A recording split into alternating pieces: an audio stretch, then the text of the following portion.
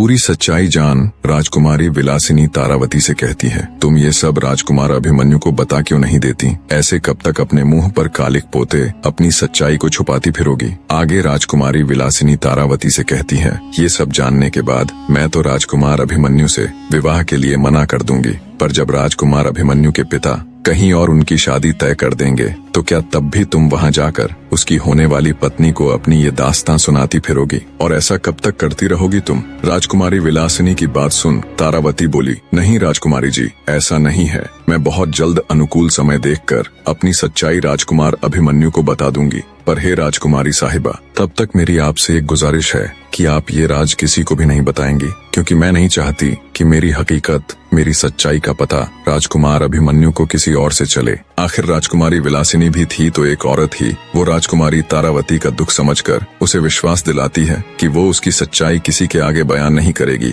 और कोई अन्य कारण देकर राजकुमार से विवाह के लिए मना कर देगी। राजकुमारी विलासिनी की बात सुन राजकुमारी तारा को बहुत सुकून मिला। वो हाथ जोड़कर राजकुमारी का शुक्रिया अदा कर खुशी खुशी उससे विदाई ले वापस प्रतापगढ़ की ओर रवाना हो जाती है। राजकुमारी तारा जल्दी से जल्दी प्रतापगढ़ पहुंचना चाहती थी। वो नहीं चाहती थी कि उसके बाहर जाने की खबर किसी को भी पता चले। राजकुमारी तारावती के जाने के बाद राजकुमारी विलासिनी अपने माँ बाप के पास जाती है। देखा तो वो दोनों बहुत खुश थे और कल होने वाले उसके विवाह की ही चर्चा कर रहे थे कि इतना अच्छा दामाद तो बड़ी किस्मत से मिलता है। उनको खुश देख राजकुमारी विलासिनी का मन थोड़ा उदास हो जाता है, पर फिर भी वो कड़ा हृदय करके उनके पास जाती है और कहती है कि वो ये विवाह नहीं करेगी। उसकी बात सुन उसके माता पिता हैरानी के साथ उससे विवाह न करने की वजह पूछते हैं। तब राजकुमारी बोली, माफ करना पिताजी, माताजी, मुझे बहुत अजीब सा लग रहा है। मेरा दिल बिल्कुल भी ये शादी करने की गवाही नहीं दे रहा। मुझे ऐसा प्रतीत हो रहा है कि इस शादी से कोई खुश नहीं रह पाएगा,